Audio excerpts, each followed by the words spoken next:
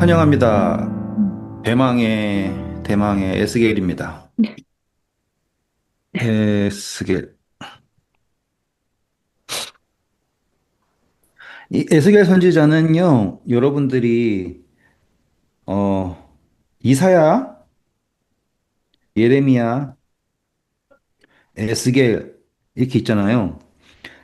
사실, 요 세 선지자가 마지막에 이스라엘의 멸망에 관한 하나님의 세 가지 관점을 이제 착 보여줘요. 근데 이걸 우리 이제 멸망이라고 생각하지 않고, 이게 멸망이 결론이거든요. 결론. 이사야도 이스라엘이 멸망할 거다라고 얘기했고, 예레미야도 멸망할 거다라고 얘기했고, 에스겔도 이제 멸망할 거다라고 얘기했어요. 다니엘은 이제 밖의 이야기죠. 이제 회복된다라고 하는 이야기를 해야 될 사람이니까. 다니엘을 멸망하고서 시작하는 거니까. 에스겔 역시 똑같이 그럴 수도 있지만, 이사야에게 하나님이 말씀하시는 방식과 예레미야에게 말씀하는 방식과 에스겔에게 말씀하시는 방식이 완전히 달라요. 그렇기 때문에 우리는 이 선지자들에게 하나님께서 말씀하시는 방법 자체만 봐도 우리가 이제 사복음서가 있는 것처럼 이 대선지서들까지도 하나님이 어떠한 식으로 하나님께서 그분의 백성들에게 다가가시려고 했는가라고 하는 거를 볼 수 있는데 이사야는 왕족이었죠. 음, 그래서 이사야 선지자의 이야기를 보면은 이제 지도자로서의 이야기가 많아요. 그래서 그 이사야서에는 히스기야의 일화도 들어가 있어요. 그리고 예레미야는요, 선지자인데 함께 있어요. 그래서 어떤 느낌이냐면 예레미야는 중보자 느낌이에요. 에스겔은요, 제사장이거든요. 음, 근데 사실 에스겔은 이제 이사야와는 느낌이 완전히 다른 사실 에스겔이 제사장이기 때문에 예레미야처럼 중보자 역할을 해야 되거든요. 느낌상. 그런데 에스겔은 하나님이 뭐라고 부르시냐면 인자라고 부르세요. 그리고서는 하나님은 에스겔과 뭘 하시냐면 대담을 하십니다. 근데 어떤 식으로 대담을 하시냐면 인자야. 저쪽 이스라엘 백성들한테 가서 뭐라고 얘기해라. 걔네들이 알아듣지 못하지? 그러면 너는 이제 행위 예술을 시키세요. 한쪽으로 누워서 다른 쪽으로 누워서 혹은 밥을 조금만 먹고 뭐 이런 식으로 혹은 노예처럼 치장을 하고서는 나가라 막 이렇게 하셔요. 그래서 우리가 이 에스겔 선지자를 보면은 제사장인데도 불구하고 하나님은 예레미야처럼 예레미야는 하나님 제대로 좀 어떻게 해주세요 이렇게 하잖아요. 근데 에스겔은 어떤 느낌이냐면 인자라고 하는 호칭을 가지고서는 하나님에게서 말씀을 받는데 받는 것이 하나님이 자 이사야한테 하신 것처럼 가서 걔네들한테 이렇게 얘기해 이런 느낌이 아니라 쟤네가 저렇게 얘기했다고 봐봐 이러면 어떡할까 쟤네가 나한테 저렇게 저렇게 생각하는데 과연 걔네들이 이 이야기는 알고 있을까 이런 식의 접근이에요. 그리고 가장 중요한 단어가 뭐냐면 이 일이 있고 난 후에 내가 그들의 여호와인 줄을 알 것이다. 이 이야기가 수십 번 반복돼요. 그냥 똑같은 그 문장만 찾으면 60 몇 번 넘고요. 비슷한 거 찾으면 70회가 훨씬 넘어요. 그래서 에스겔서의 이야기에 보면은 하나님이 인자와 대화를 하시는데 대화를 하는 모든 내용에서 내가 이렇게 하면 백성들이 내가 여호와인 것을 알 거야 라고 하는 이야기를 쭉 써놓은 게 에스겔서다라고 보시면 돼요. 차이점이 제가 이게 다 똑같이 하나님의 말씀을 얘기하는 거기 때문에 완전히 다를 수는 없어요. 하지만 에스겔서에서의 가장 중심 단어는 뭐냐면 가장 많이 반복된 것 이렇게 됐을 때 내가 그들의 여호와인 것을 알 것이다 라고 하는 겁니다.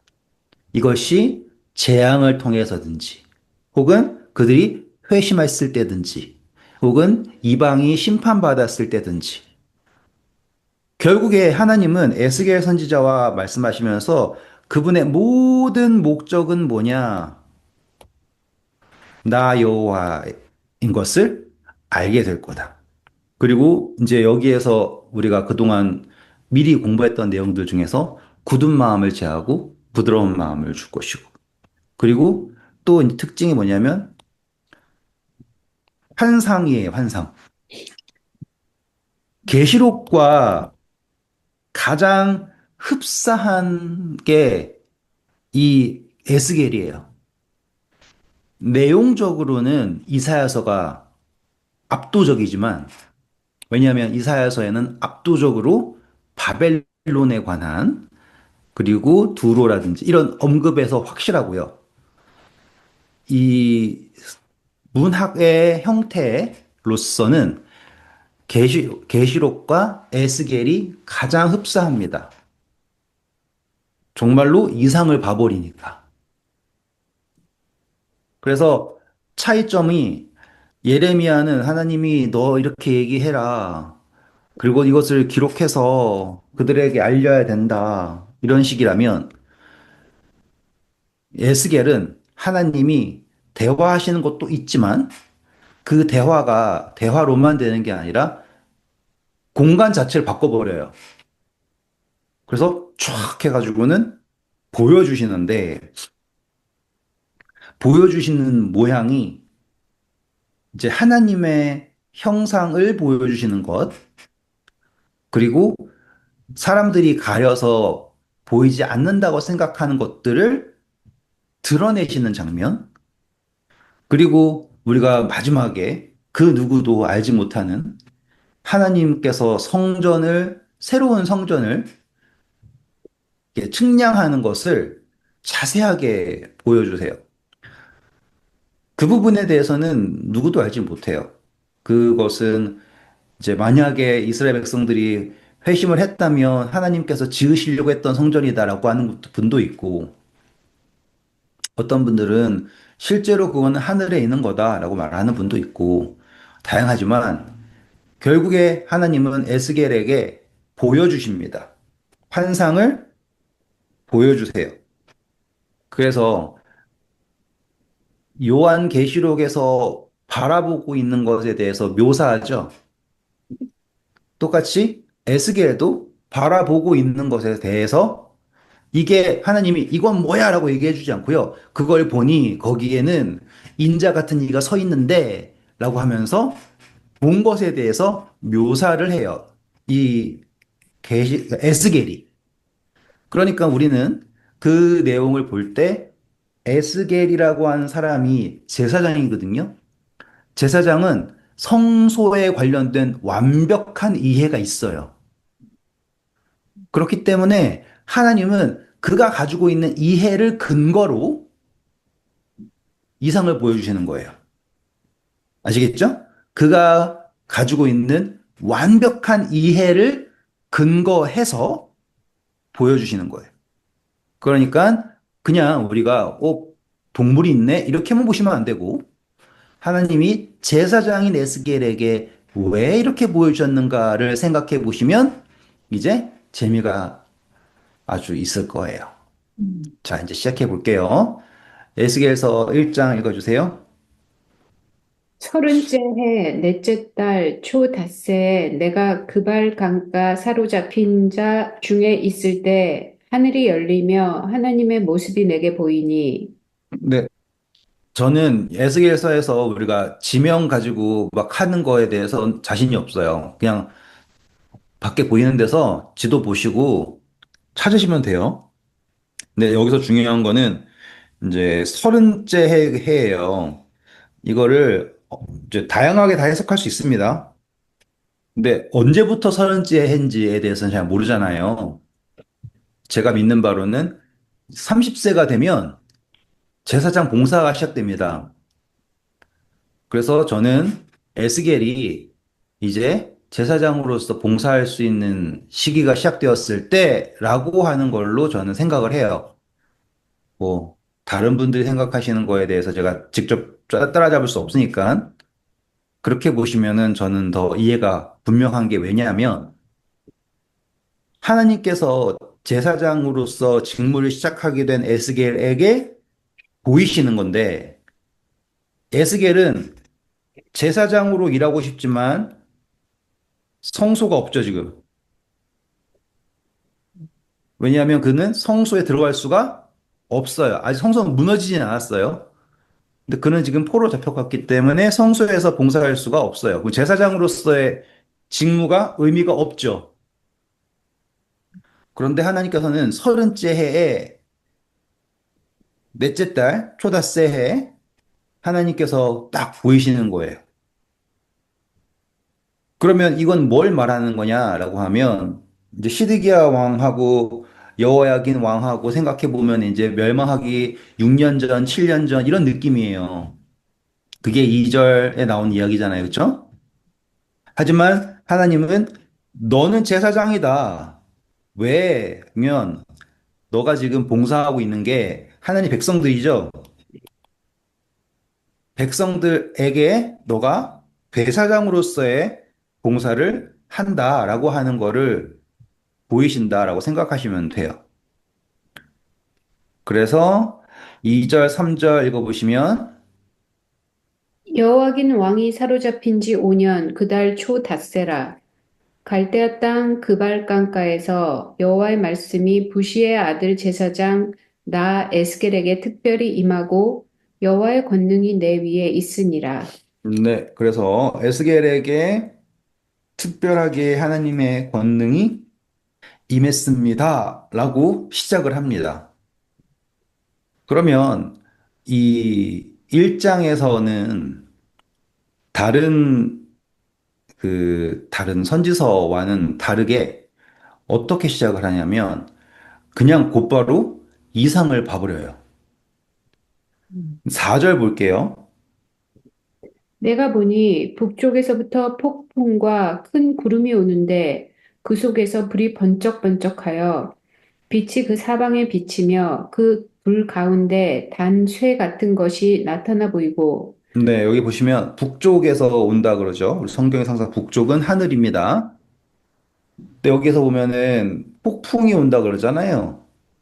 근데 이제 원어 보시면 폭풍이라기보다는 뭐에 가깝냐면 스피릿이라고 하는 걸로 보시는 게 더 가깝습니다.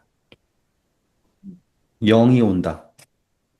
그래서 북쪽에서 폭풍이 쳐서 구름이 온다라고 하는 것보다 구름 안에 하나님의 영이 있다라고 하는 것이 합리적입니다.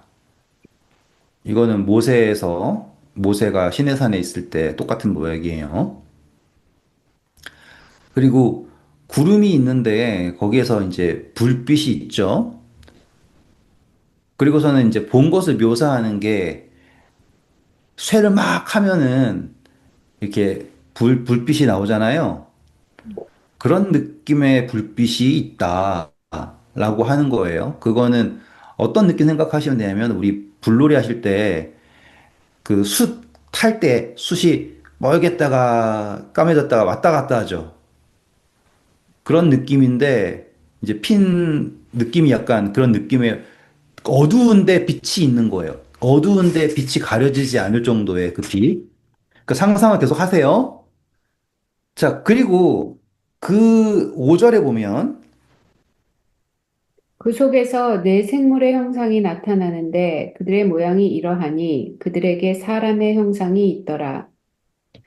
그들에게 각각 네 얼굴과 네 날개가 있고 그들의 다리는 곧은 다리요. 그들의 발바닥은 송아지 발바닥 같고 광낸 구리같이 빛나며 그 사방 날개 밑에는 각각 사람의 손이 있더라. 그 네, 자, 멈춰 주세요. 사람의 형상이 보이는 거예요. 그러니까 사람이 정확하게 보였다가 아니라 구름에 가려졌어요. 그리고 거기에는 우리가 상상한 것처럼 숯불에서 불이 나온 것처럼 아니면은 뜨거운 쇠가 연단됐을 때 나오는 불처럼 감출 수 없는 뭔가가 이렇게 일렁이고 있어요. 그리고 이 그 제사장인 에스겔 입장에서 바라봤을 때 사람의 형상이 기본이야. 그런데 그 사람의 형상이 보이는데 정확하게 그게 몇 개로 몇 명으로 보이냐라고 얘기했다면 네 명으로 보이는 거예요. 그런데 그 네 명이 생물이야, 생물. 살아있다라는 게 너무 분명한 거예요. 이게 여러분들이 에스겔서에 보실 때 중요한 거예요. 강조점이 뭐냐면 살아있는 모습이에요. 그래서 살아있는 어떠한 것이 있는 거예요. 사람의 모양. 상상 계속 하세요. 그래서 이 에스겔이 그거를 쭉 계속 보니까 6절 다시 읽어볼게요. 그들에게 각각 네 얼굴과 네 날개가 있고 지금 보면은 얼굴이 네 개씩 있네요. 그리고 네 개의 날개가 있어요. 상상하기 이상하죠? 저희 그림도 그릴 수 없어요. 그냥 머릿속에서 떠올려 보세요, 계속. 그리고 나서는 계속 가볼게요. 그들의 다리는 곧은 다리요.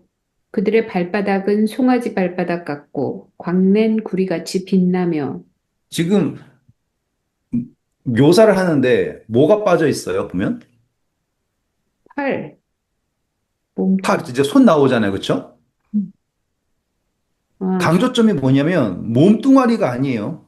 음, 음, 얼굴이에요. 죄송해요, 제가 머리가 아파 이러고 있는 거예요. 좀 이해해 주세요. 네. 얼굴이고, 얼굴은 네 개야. 그리고 날개도 네 개야. 근데 몸은 뭐지? 안 보이고 갑자기 곧바로 다리예요. 다리는 어떤 다리래요? 쭉 뻗었대요. 곧대요. 그리고 발바닥을 봤어요. 발바닥은 송아지 같다는 거 보니까는 쪽발이겠네요. 이렇게 양쪽으로 이렇게. 그런데 그거가 아주 매끈매끈 해가지고 반짝반짝거리는 빛나는 발바닥이랍니다. 음, 그리고 날개가 있어요. 근데 그 날개 아래는 뭐가 있다 그래요? 손. 손이 있대요. 음, 그리고서는 시선 자체가 어디로 가냐면 날개랑 손이 뭘 하지? 라고 했더니만 날개랑 손은 다 날개가 어떻게 되어 있다고 이 구절 보면 연결. 연결되어 있다. 그럼 제가 이제 그림을 정말 엉망이겠지만 그려볼게요. 하나, 둘, 셋, 네 개가 있는 거고 날개가 이렇게 있는 거고 여기에는 손이 있는 거예요. 이렇게. 그리고 여기에는 뭔지 몰라. 근데 다리가 곧대. 그리고 쪽발이래. 이런 느낌이야. 날개 네 개. 아니, 날개 네 개, 맞나? 예, 아무튼, 이런 느낌이에요. 그런데 보면 얘가 혼자 있는 게 아니에요. 음, 복사할 수 있나? 카피, 페이스트. 이렇게 있는 거야. 문명. 그러면은 이제 우리가 이걸 봤을 때, 뭐지? 이런 생각이 들 거예요. 그리고 하나님이 아무런 말도 없이 그냥 턱 하고 보여주신 거예요. 그런데 보니까 갑자기 얘네들이 쫙 올라요. 우왕좌왕하는 것도 아니고 쫙 날라와. 그게 구절이에요. 그쵸? 그래가지고 이제 가까이 확 온 거예요. 그래서 그전에는 안 보였는데 이제 갑자기 얼굴이 보여. 얼굴이 보이는 거야. 그 얼굴을 봤더니 그 얼굴은 어때요? 10절? 그 얼굴들의 모양은 넷은 앞은 사람의 얼굴이요, 넷의 오른쪽은 사자의 얼굴이요, 넷의 왼쪽은 소의 얼굴이요, 넷의 뒤는 독수리 얼굴이니. 네, 그러니까는 얼굴을 딱 봤더니만 여기는 사자고, 여기는 독수리고, 여기는 사람이고, 여기는 소래요. 이렇게. 갑자기 보이는 거야. 그래서 다시 봤더니만 또 뭐 하고 있어요? 날개가 연해서 있는데 두 개는 연해져 있고 두 개는 날고 있고 그리고 보니까는 몸이 왜 안 보였었냐면 날개로 뭐 하고 있었던 거예요? 몸을 가렸어요. 그렇죠. 날개로 몸을 가리고 있었던 거예요. 제가 그래서 아까 날개 안 그렸던 거예요. 몸이 왜 안 보였냐? 날개로 몸을 가렸고 다른 날개는 연결했어요. 그러면은 뭐예요, 지금? 날개가 나는데 필요한 거야, 안 필요한 거예요? 안 필요해. 안 필요한 거야, 지금. 날개는 날려고 있는 게 아니고, 이거는 지금 선지자의 시선에서는 날개처럼 보인 것 뿐이야. 왜냐하면 우리한테는 손하고 발이 빼면 다른 건 뭐밖에 없으니까. 음, 날개라고밖에 안 되니까. 음, 그런데 보니까 갑자기 샥 왔어요. 그냥 쫙 왔더니만은 얼굴이 네 개인데, 보니까는 사자, 송아지, 독수리, 사람. 그러면 에스겔 선지자는 누구라고요? 제사장. 그러면 딱 보는 순간 뭐가 보여요? 이스라엘 백성의 진영 딱 보이고 성소가 딱 보이겠죠. 그리고 4라는 숫자가 제사장한테는 너무 분명한 거잖아요. 그렇죠? 내 본인, 방향이잖아요. 음, 그렇죠? 그리고 그것은 하나님이 어떻게 했냐면 그룹들이 다 연결돼 있는 거야. 그러면 이 연결된 거가 완전히 하나라는 뜻이거든요, 이게. 다른 존재이지만 완전히 하나다라고 하는 연결이에요. 그런데 자신을 나타내고 있어요, 안 나타내고 있어요? 안 나타내요. 그게 뭐예요? 몸을 가렸다예요. 언어 아시겠어요? 날개라고 하는 게 진짜 날개가 아니라 연결되었으며 자신을 가렸다라는 걸 말하는 거예요. 음, 그렇죠? 근데 그 날개는 뭐가 있냐면 손이 있어요. 성경에서 손이 상징하는 건 뭐예요? 하나님의 능력, 거기서 일하는 거잖아요. 그쵸? 음, 그래서 이게 서로서로 다 연결되어 있고요. 하지만 그것은 어떻다고요? 가려져 있어요. 그리고 이 일은 성소의 이 얼굴들, 그룹들은 하나님이 어디로 가든지예요, 이제. 자, 12절. 영이 어떤 쪽으로 가면 그 생물들도 그대로 가되 돌이키지 아니하고 일제히 앞으로 곧게 행하며. 그러면은 이제 주인공은 뭐냐면 영인 거야, 영. 음, 지금까지 에스겔이 본 거는 생물들을 봤어요. 생물들을, 생물들을 봤어. 그런데 보니까 이 생물들은 뭔가를 하는 건데 자기들 마음대로 하는 게 아니에요. 다 연결되어 있어. 뭔가를 해. 손이 있어. 좀 있으면 나중에 눈도 나와요. 그런데 보니까 이거는 임의로 하는 게 아니라 영이 하는 대로 하는 거다라는 거를 보는 거야. 제사장이에요. 보면은 딱 보일 거예요, 지금. 그런데 보니까 이제 그 다음 또 생물들의 모양은 타는 숯불과 횃불 모양 같은데 그 불이 그 생물 사이에서 오르락 내리락 하며 그 불은 광채가 있고 그 가운데서는 번개가 나며 음, 그 생물들은 번개 모양 같이 왕래하더라. 아, 여기에서 보니까는 바퀴가 보여요. 이런 바퀴예요. 여기 보면은 바퀴가 있어요. 그런데 바퀴가 있다라는 거는 뭘 얘기하는 거냐면 제사장이에요. 성전에서 바퀴 어디 있었어요? 거기 수레. 물두멍이랑 기억나시죠? 솔로몬 성전에 네. 바퀴가 있었어요. 그래서 그 바퀴는 성전에 있는 물두멍 큰 대야 말고, 큰 대야가 아니죠. 큰 물두멍 말고, 다른 데에다가 가는데, 거기에 보면은 그룹들이 있었던 기억나시죠? 우리 성경 공부할 때. 음, 그래가지고 바퀴 타고서는 여기저기 갈 수 있었다 했잖아요. 음, 그래서 우리 그때 뭐라고 공부했어요? 세상으로 보내진 하나님의 영이다라고 하면서 우리가 제사장 그 솔로몬 성전 할 때 했던 거 기억나시죠? 에스겔 입장에서는 이걸 딱 보는 순간 뭐가 보이냐면 그룹들이 있고 바퀴가 있어. 그러면 이게 성전에서 물 있고 가는 거잖아요. 그러면 그 물이 아까 성전에서는 물이 뭐였어요? 영이었죠. 그러니까는 이게 하나님의 영이 이 땅에 임하시는 모습이구나라고 하는 거를 보는 거예요. 음. 기억이 가물가물하실지 모르지만 제가 처음에, 지금 오늘 얼마나 정신이 없냐면 성경 가르치는 사람이 성경을 집에서 두고 왔어요. 그래가지고 머리가 너무 아파가지고. 컴퓨터를 보고 하세요, 지금? 네, 지금 내가 지금 너무 어색해.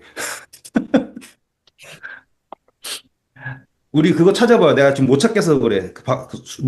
물두멍 이야기 어디 있어요? 솔로몬 성전 좀 찾아주세요. 제가 컴퓨터 성경 보는 게 익숙하지 않아가지고. 열왕기상 7장 38절인가? 28절.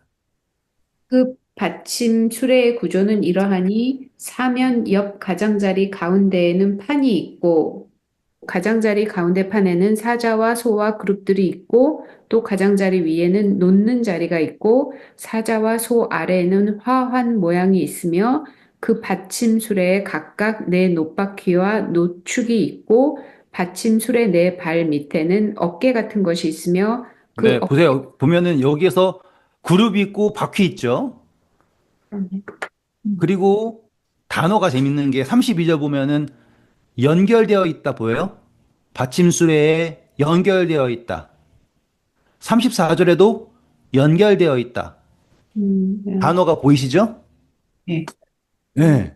그러니까 에스겔 입장에서는 하나님의 그 이상을 보자마자 이것은 성전에 있던 돛받침 수레에 있는 물두멍이 정말 실제가 돼가지고는 나온 거예요. 음, 너무 멋있는 이야기예요. 기다리세요, 이제. 그래서 그걸 딱 보니까 이게 막 주저함도 없고 곧바로 쫙 와가지고는 자기 앞에 탁 보이는데 다시 에스겔에서 1장 돌아오셔서 16절, 1장 16절. 그 바퀴의 모양과 그 구조는 황옥같이 보이는데 그 넷은 똑같은 모양을 가지고 있으며 그들의 모양과 구조는 바퀴 안에 바퀴가 있는 것 같으며 네, 자, 여기 보시니까 바퀴가 있고요. 그 다음에 모양을 보니까는 옥처럼 보이고 막 되게 화려해 보여요. 그런데 서로 다르지 않고 서로 어떻다? 같다. 서로 같다. 아까 서로 연결됐다. 다르지 않고 서로 같다라고 하는 것 중요한 거예요. 그리고 또 아까 우리가 잠깐 제가 정신없어서 넘어갔지만 13절을 보시면 생물들 모양은 어떤 모양 같아요, 지금? 하는 숯불과 횃불. 그러니까는 생물인데 형상이 정확하게 있는 게 아니에요.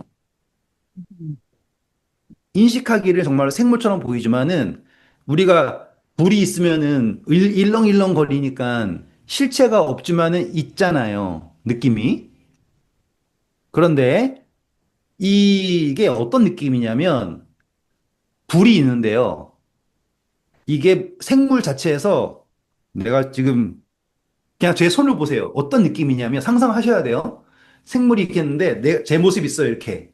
근데 제 모습이 그냥 있는 게 아니라 우리 불꽃이 일렁일렁 하면은 있는 것처럼 보였다가 없는 것처럼 보였다 이런 느낌 있죠. 아지랑의 느낌 같은 이런 느낌이야. 그런데 보니까는 이 모양 자체가 한 자리에 계속 있는 게 아니야. 느낌이. 그런데 이거를 어떻게 표현했냐면 그 불은 어떤 느낌이냐면 빛이 있대요. 근데 그거는 번개 같대요. 음, 그러면은 번개는 한 곳에 있어요? 음, 쭈쭈쭈 이렇게 가죠. 그러니까는 안 보여야 정상인 거야, 원래. 음, 하지만 하나님이 지금 이 에스겔에게 그거를 보이게 하신 거예요. 그렇다라는 거는 이 형체는 여러분들이 3차원에 있죠, 우리가? 3차원을 초월한 거 우리는 뭐라 그래요? 4차원이라고 그러죠? 4차원은 어떻게 뭘 초월한 거예요? 시간이라고 하는 거를 초월해서 있는 거가 4차원이잖아요? 그러면 지금 에스겔이 보고 있는 거는 뭐냐면 초월한 거를 3차원으로 내려놔가지고는 보고 있는 거야. 그러니까는 영적으로 초월된 존재가 3차원인 우리에게 시각화돼가지고 보여진다면 어떠한 모습일까? 라고 하는 걸로 되는 거야. 이해되죠? 이거 잘 따라오셔야 돼요. 왜냐하면 다른 이상들은 어린 양을 봤다, 뭐 용을 봤다라고 하는 거는 개념을 형성한 거거든요. 음, 근데 에스겔은 개념을 형성한 게 아니라 실체를 보여주시는 거예요. 이게 얼마나 대단한지 생각하셔야 돼요. 그러니까는 그러면 얼굴이 네 개라는 게 정말 얼굴이 네 개일까요? 얼굴이 네 개가 아니야. 그런데 차원이 낮아지니까 그거가 피카소 그린 것처럼 되는 거예요. 그러니 이 에스겔서 1장이 말하고 있는 모습은 영적 존재인 하나님의 그거를 우리의 개념으로 낮추셔가지고는 해상도가 엄청 떨어지겠지만 직접 보여주시려고 하는 모습인 거다. 그러면은 상상하면서 감동이에요. 음, 이게 언제냐면 벌써 1차 포로 잡혀갔잖아요. 이제 완전 멸망하기 6, 7년 전이에요. 그럼 하나님은 얼마만큼 사랑하셨냐 이 말이에요, 우리를. 그리고 단순히 보여주시는 게 아니라 그 그룹이라고 하는 게 수레라고 했잖아요. 어떻게 사역하는지까지도 다 보여주고 계시는 거야. 사실 한 자리에 있는 분이 아니야. 번개처럼 후후후후이에요, 사실상. 음, 초월한 그러니까 어디나 있는 존재잖아요. 근데 그거를 이렇게 보여줘야 되니까 어떤 느낌으로밖에 안 보여요? 번쩍번쩍이는 걸로밖에, 일렁일렁거리는 것밖에 안 되는 거죠. 지금 그분은 어떤 분인데, 시간을 초월하고 공간을 초월하고 모든 걸 다 초월하시는 분인데, 지금 마지막에 이 남은 하나님 백성들을 붙들기 위해서 그분을 가두시고 해가지고 실체를 어떻게든 보여주려고 오신 하나님인 거야. 그거를 에스겔은 보고 있는 거예요. 봤더니 인간의 언어로 할 수 있는 건 뭐예요? 야, 숯불이 있는 것 같고 이런 거예요, 지금. 재밌죠?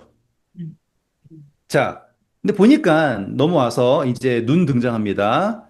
어, 17절, 18절. 그들이 갈 때에는 사방으로 향한 대로 돌이키지 아니하고 가며 그 둘레는 높고 무서우며 그 네 둘레로 돌아가면서 눈이 가득하며 네, 지금 보시면 제가 아까 차원 높은 존재라고 했다니까 이해가 되시는 거예요. 분명히 사방으로 다가버려요. 방향 자체가 개념이 없는 거잖아요. 왜냐하면 의미가 없으니까. 다가오는데 에스겔 선지자 입장에서는 사방으로 막 가는 거예요. 근데 계속 그 자리에 있는 거예요. 느낌이. 그리고 그게 오고 있어요. 하지만 실제로 보면은 사방으로 다 가고 있는 거예요. 돌이키지도 않고 앞으로만 가고 있는 것처럼 보여요. 하지만 여기 있어요. 이런 느낌인 거예요. 인간의 언어로 설명한 거예요. 근데 우리가 지금 조금 그래도 과학적인 개념이 있으니까 차원이 높다면 어떤 느낌일까? 라고 한다면 이런 느낌이겠지. 이거죠. 예를 들어서, 자, 이거예요. 2차원 존재한테는 요거 점이잖아요. 우리는 사방으로 동시에 움직인다는 이해가 안 가잖아요. 근데 이게 이렇게 오면 어떤 느낌이겠어요? 이렇게 오면 2차원 존재라면 이게 이렇게 온다는 게 말이 안 되죠. 음, 그러면 2차원 존재 설명한다 그러면 뭐냐면 이 전체가 나한테 온다라고 할 수밖에 없겠죠. 음, 근데 2차원 존재는 그게 불가능해요. 똑같이 이 그룹 천사가 움직이는 거를 에스겔이 묘사할 수 있는 건 뭐냐면 사방으로 움직인다. 돌이키지도 않는다. 앞으로만 간다. 그런데 영이 어디로 가든지 항상 있다. 말이 안 되는데 말이 되는 거를 설명한다. 근데 그걸 딱 보는 순간 압도가 돼요. 그래서 그걸 뭐라고 그러냐면 바퀴가 있는데 그 18절이 뭐라고 했어요? 그 높고 둘레는 높고 높고 무섭다. 말이 안 되는 거죠. 음, 개념 자체가 말이 안 되는 게 바퀴가 있어요. 바퀴가 커야 돼요. 그리고 어쩌면은 얼마나 크길래 그럴까? 이게 아니라 개념 자체가 실체하지 않은 거잖아요. 우리 입장에. 그래서 아득한 거야. 그리고 그거를 표현할 때 내가 느낄 수 있는 거는 높은 데서 밑에 가려면 어떤 느낌이에요? 무섭다는 생각이 들죠. 그것처럼 그 바퀴라고 하는 것 자체가 거리적, 뭐 공간적 그런 개념 자체가 아니라 그냥 아득한 거야. 음, 그거를 높고 무섭다라고 얘기하고 있는데 그 무서움이라는 거는 뭘로 오냐면 둘레에 따라서 뭐가 있어요? 눈이 있대요, 눈. 음, 눈들이 가득하대요. 그러면은 이제 막 애니메이션 같은 데 보면은 막 눈이 막 번쩍번쩍번쩍 이렇게 이런 느낌으로 보는 게 아니라 거기 자체에서 그것이 나를 완전히 보고 있다라고 하는 느낌으로 생각하시면 돼요. 음, 한 번 더, 눈이 100만 개가 눈이 막막막막막 이렇게 있다가 아니라 그 자체가 나를 온전히 인지하고 있다라고 생각하는 거가 맞아요. 음. 자, 18절 다시 한번 읽어볼까요? 그 둘레는 높고 무서우며 그 네 둘레로 돌아가면서 눈이 가득하며 자, 그 그래서 이 모든 것이 나를 보고 있다라고 하는 것이 딱 드러났어요. 음, 그런 다음에 이 바퀴는 뭐지? 라고 하니까 19절이 뭐예요? 그 생물들이 갈 때도 바퀴들도 그 곁에서 가고 그 생물들이 땅에서 들릴 때에 바퀴들도 들려서 네, 자, 그러면 이제 어떤 관계냐면 제가 필요 없는 것들은 지워버리고 영이 가는 데는 누가 가고 생물이 가고 생물이 가는 데는 뭐가 가고 바퀴가 가고 이렇게 되는 거예요. 그런데 보니까 아까 생물한테는 얼굴을 있다 그랬죠, 얼굴. 음, 그리고 날개가 있고 거기에는 손이 있다. 이게 강조점이에요. 그쵸? 음, 근데 보는 거는 누가 봐요? 바퀴, 음, 바퀴가. 바퀴가 봐요. 음, 근데 이 역할극은 다 어떻게 설명되냐면 0이 가는 데마다 다 가요. 근데 이건 어떤 느낌이냐면 어디에나 있는 느낌이야. 음, 그쵸? 오늘 시간 많이 쓰지만 그래도 다 하면 나중에 탁 떠오르는 게 있을 거예요. 계속 가볼게요. 20절.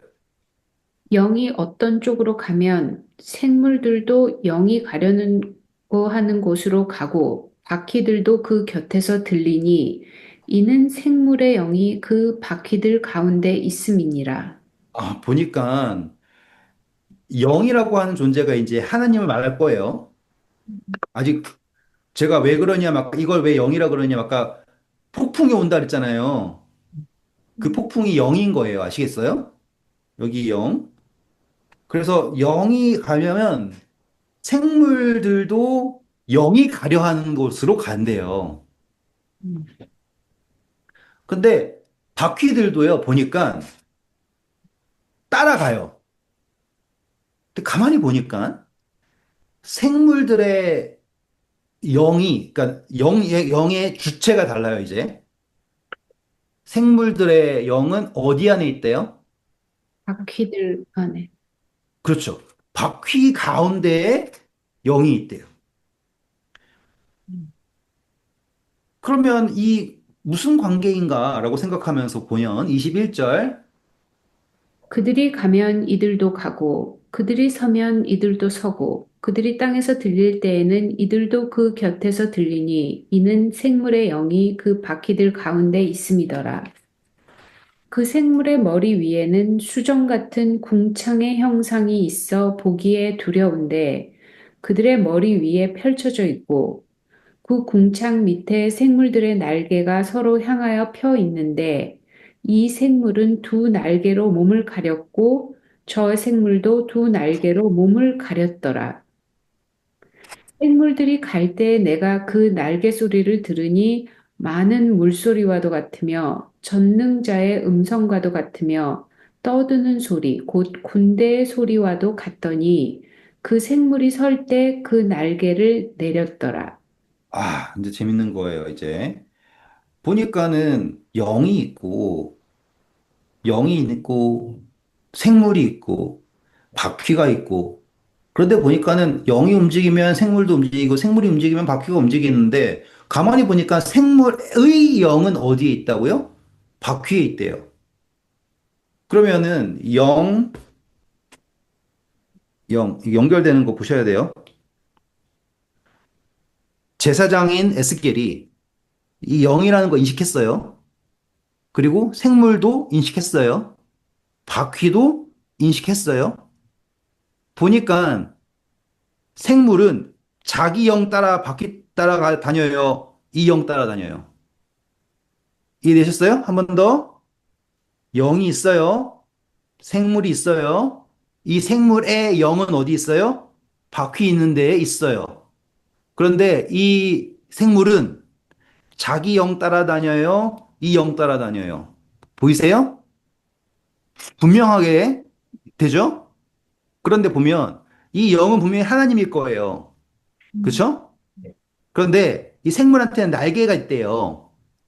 음, 날개인데 어떤 날개냐면 소리를 내요.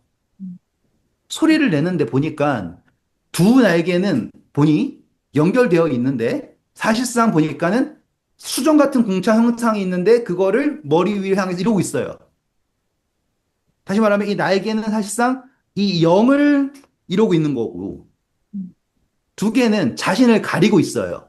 음, 그러니까 연결되었다라는 거는 이 영들은 사실상 지들끼리 연결되었다기보다는 영과 영을 통해서 생물도 연결되었다는 거네요. 맞아요?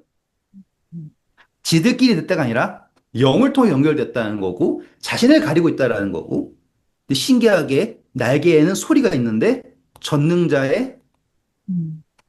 음성과 같다라는 거예요.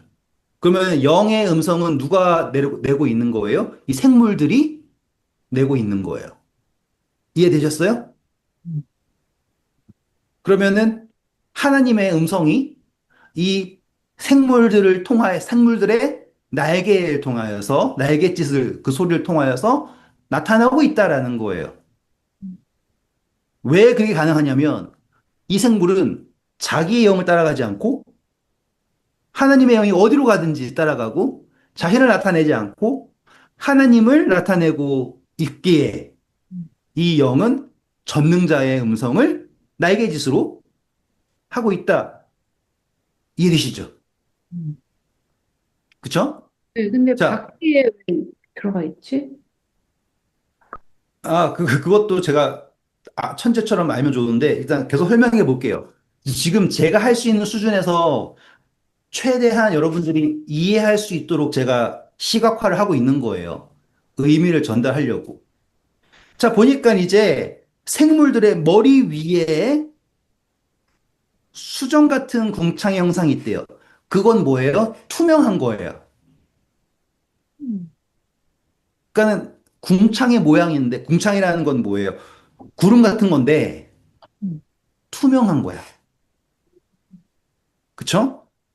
그건 느낌이 뭐냐면, 다시 말씀드리지만 이거는 고차원적인 것을 우리의 차원으로 내려와가지고는 우리의 시각 정보가 인식할 수 있게 만드신 거기 때문에 음, 또 다른 초월적인 거예요.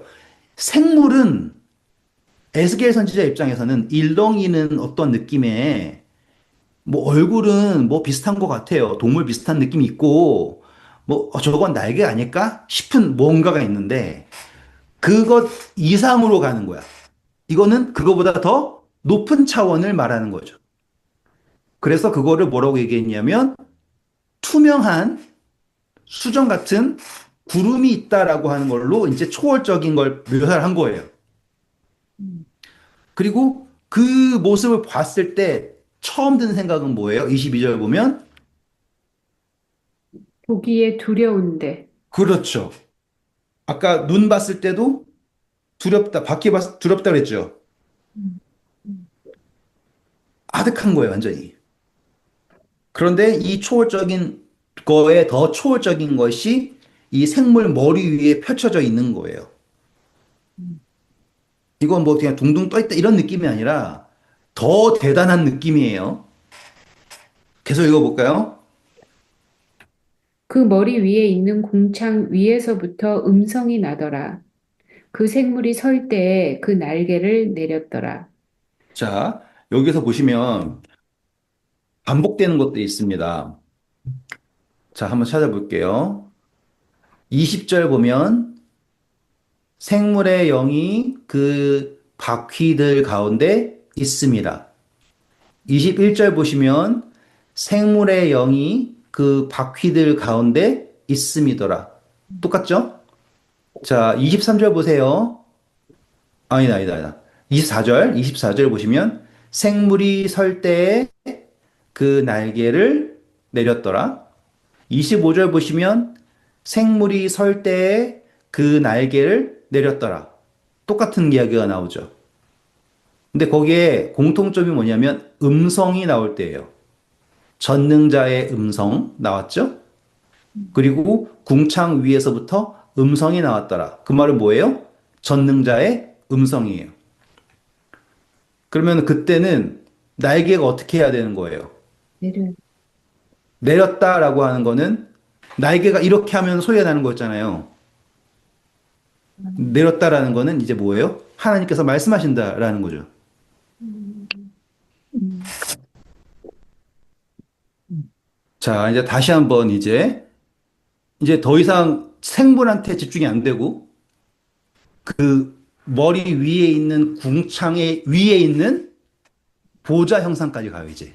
뭐 초월한 거에 더 초월한 거에 올라가는데 거기에는 이제 인식할 수 있는 개념적으로 보좌라고 하는 게 보여요. 음, 그리고 거기에는 묘사할 수 있는 게 보석이야. 그쵸? 번쩍번쩍하고 그러니까. 근데 특이한 점 보시면 수정 같다라고 하는 것, 그리고 보석 남보석 같다라고 하는 것, 이게 뭐냐면요.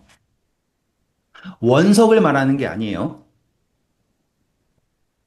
다 커팅 돼가지고 빛이 들어와가지고 이렇게 다이아몬드 반짝반짝 거리듯이 다양한 어떤 빛의 산란이 있지 않습니까? 시각적으로 이렇게 됐다라는 거는 아까 말씀드렸던 것처럼 차원이 더 올라갔다라는 걸 표현한 거예요. 그래서 더 올라갔다 보니까 거기에도 형상이 보여요. 보좌의 형상이 있고 또 그 보좌의 형상 위에 또 다른 형상이 있어요. 그런데 개념적으로 보니까 그 모양이 어떤 모양이다? 사람이었다. 라고 얘기했어요. 27절 읽어주세요.